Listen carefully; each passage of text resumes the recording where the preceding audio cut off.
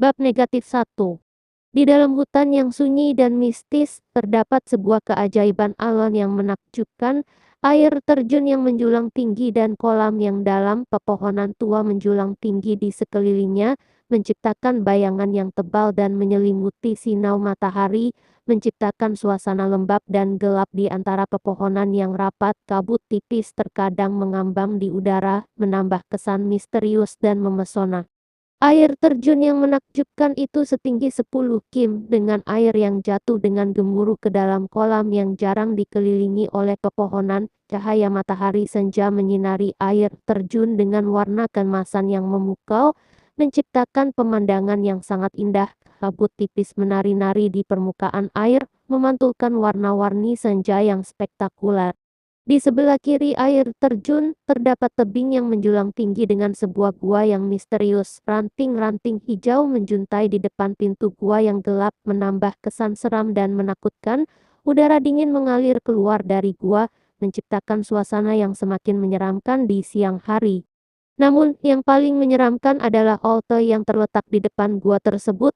Seorang tua dengan topeng setan berwarna hijau duduk di depan halte mengenakan jubah merah besar dan topi hijau yang dihiasi dengan simbol yin dan yang. Dia memegang sebilah pedang di tangan kanannya dan seekor ayam jantan besar di tangan kirinya. Di atas altar terdapat meja 8 dewa yang dilapisi kain merah dengan piring-piring porselen putih yang berisi buah-buahan segar wangi dupa menyeruak ke udara, menciptakan atmosfer yang semakin mistis dan mencekam.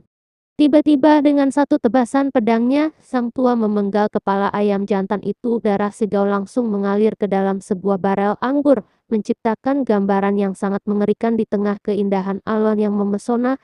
Setelah upacara keagamaan berakhir, Kim Sun merasa kelelahan secara fisik dan emosional. Meskipun dia terbiasa dengan ritual-ritual ini, ia masih merasa terbebani oleh tanggung jawabnya sebagai pemimpin spiritual muda dalam komunitasnya. Dalam pikirannya, dia tidak bisa menyingkirkan rasa kebingungan yang terus-menerus menghantuinya sejak kedatangannya di dunia ini 18 tahun yang lalu.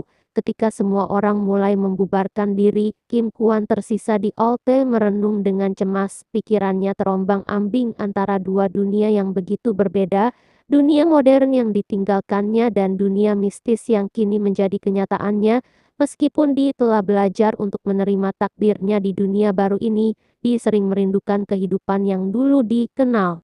Sambil memikirkan hal itu, sebuah cahaya aneh menyilaukan matanya. Kim Kuan melihat benda bercahaya yang melayang di atas altar dengan hati-hati. Ia mendekatinya dan menyadari bahwa itu adalah sebuah artefak kuno yang dikenal sebagai kristal antik. Mata Kim Kuan berbinar-binar saat dia menyentuhnya, merasakan energi magis yang mengalir melalui tubuhnya. Dalam sekejap, sebuah wahyu muncul di benaknya. Dia menyadari bahwa takdirnya tidak hanya tentang menjadi pemimpin spiritual dalam masyarakatnya, tetapi juga tentang menggabungkan pengetahuan modernnya dengan kebijaksanaan kuno dunia ini. Kim Kuan merasa getaran aneh dari kristal antik meresap ke dalam dirinya, membuka pintu ke pengetahuan yang tersembunyi. Dia teringat pada legenda nenek moyangnya tentang kekuatan kristal untuk menyatukan kedua dunia yang tampaknya bertentangan. Dengan keberanian dan tekad, Kim Kuan memutuskan untuk memulai perjalanan untuk menemukan cara menggabungkan pengetahuan modern dan kebijaksanaan kuno. Dia merasa tanggung jawab yang lebih besar daripada sebelumnya, namun juga semakin yakin bahwa ini adalah takdirnya. Namun, dia juga menyadari bahwa perjalanan itu tidak akan mudah. Terlepas dari keberaniannya, Kim Kuan tahu bahwa dia akan menghadapi banyak rintangan dan tantangan di sepanjang jalan, tapi dengan kristal antik sebagai panduan dan kekuatan, dia merasa yakin bahwa dia bisa mengatasi semua halangan yang ada. Dengan langkah mantap, dia meninggalkan tempat suci itu, siap menghadapi apapun yang menunggunya di luar sana. Sesuatu yang besar sedang menanti Kim Kuan di masa depan, dan dia siap untuk menemukan takdirnya yang sejati. Dengan langkah pasti, Kim Kuan memulai perjalanannya meninggalkan belakang kehidupan yang dulu ia kenal. Di tengah-tengah hutan yang lebat, dia bertemu dengan orang-orang bijak yang mengajarkan kepadanya rahasia alam dan kebijaksanaan lama. Setiap langkah membawanya lebih dekat ke pemahaman tentang perannya dalam menghubungkan dua dunia yang berbeda. Setiap malam, di bawah langit bintang yang gemilang, dia merenung tentang tujuannya dan mengejar visinya dengan tekad yang tidak tergoyahkan. Waktu berlalu seperti air yang mengalir di sungai yang tak pernah berhenti. Kim Kuan tumbuh tidak hanya sebagai seorang pemimpin spiritual tetapi juga sebagai penjelajah yang bijaksana. Dengan setiap petualangan, dia mendekati impian masa kecilnya untuk menyatukan pengetahuan modern dan kebijaksanaan kuno. Dan pada suatu hari, saat matahari terbit di ufuk timur, dia tiba di sebuah tempat suci kuno yang dijaga oleh kekuatan gaib. Di sana, di tengah reruntuhan yang kuno, Kim Kuan menemukan kunci untuk menggabungkan dua dunia. Dengan hati yang penuh kebijaksanaan dan pemahaman yang mendalam, dia menyalakan kristal antik dan mengeluarkan kekuatan magisnya. Cahaya yang terang menyinari langit, menyatukan langit dan bumi dalam satu harmoni yang sempurna. Dan saat itulah Kim Kuan menyadari bahwa takdirnya telah terwujud. Dia telah menjadi jembatan antara masa lalu dan masa kini, antara dunia yang dulu dan dunia yang sekarang. Dalam cahaya kristal antik, dia menemukan kedamaian dan kebahagiaan yang selalu dicari. Dengan langkah mantap, Kim Kuan meninggalkan kuil menuju perjalanan yang penuh dengan tantangan dan pengalaman baru. Setiap langkahnya diiringi oleh keteguhan hati untuk menemukan keseimbangan antara dua dunia yang begitu berbeda dan untuk membawa kedamaian kepada masyarakatnya. Dengan tekad yang baru ditemukan, Kim Kuan meninggalkan Alta dengan langkah mantap. Dia tahu bahwa perjalanan baru akan segera dimulai, dan dia siap menghadapinya dengan segala keberanian dan pengetahuan yang dimilikinya.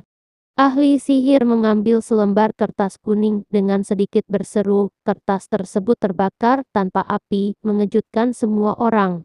Pengibar arwah, lonceng pemanggil arwah, cambuk pengusir mayat.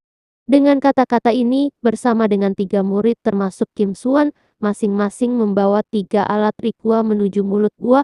Ahli sihir menggoyangkan lonceng perlahan.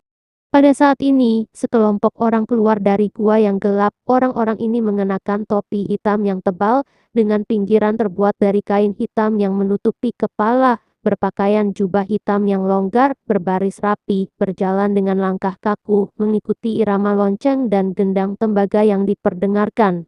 Pemandangan itu menyeramkan dan suram. Namun, meskipun suasana gelap menyelimuti gua, cahaya bulan purnama menerangi sebagian kecil jalan mereka. Cahaya pucat itu seolah-olah berusaha menembus kegelapan, mengungkapkan sedikit demi sedikit wajah-wajah yang tegang dan mata yang berbinar di antara para pengikut. Kim Suan, yang masih awam dalam hal ini, merasa kegelisahan merayapi tubuhnya saat mereka semakin mendekati kelompok tersebut. Dia dapat merasakan kehadiran yang tak terlihat, aura yang mencekam, seolah-olah gua itu sendiri memiliki kehidupan yang gelap dan menakutkan. Saat mereka mendekati, Kim Suan merasa detak jantungnya semakin kencang, terdengar bisikan halus di telinganya, menyuruhnya untuk mundur, untuk tidak melanjutkan perjalanan ini. Namun, keingintahuannya dan tekadnya untuk menemukan kebenaran memaksanya untuk tetap melangkah maju, meskipun hatinya dipenuhi dengan ketakutan yang tak terungkap. Sementara itu, ahli sihir memimpin mereka dengan mantap. Langkahnya mantap dan berani di antara gemuruh angin malam. Di tengah kegelapan yang menyelimuti, keberanian mereka menjadi seperti sinau kecil yang menari-nari di antara bayangan yang menakutkan.